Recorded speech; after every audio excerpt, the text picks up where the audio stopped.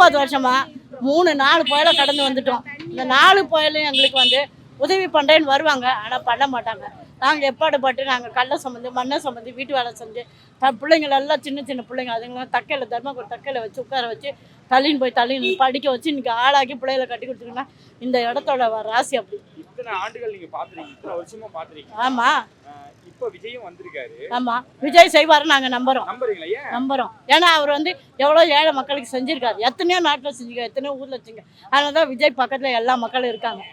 ஆமாம், கண்டிப்பாக செய்வாருன்னு நாங்கள் நம்புறோம். நம்பிக்கை இருக்கு, அவர் செய்வாருன்னு நம்புறோம்.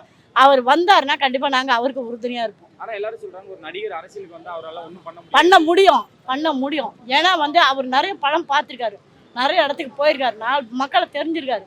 அதனால அவர் அரசியலுக்கு வரணும்னு அவருக்கு ஒரு ஆத்ம திருப்தி. வந்தானா கண்டிப்பா ஜெயிப்பார். நாங்க அவருக்கு உறுதுணையா இருக்கோம். உலக பட்டினி தினமா, யாரும் பட்டினியில இருக்க கூடாது, சாப்பாடு வழங்குறாங்க. தன்னோட கட்சி சார்ந்த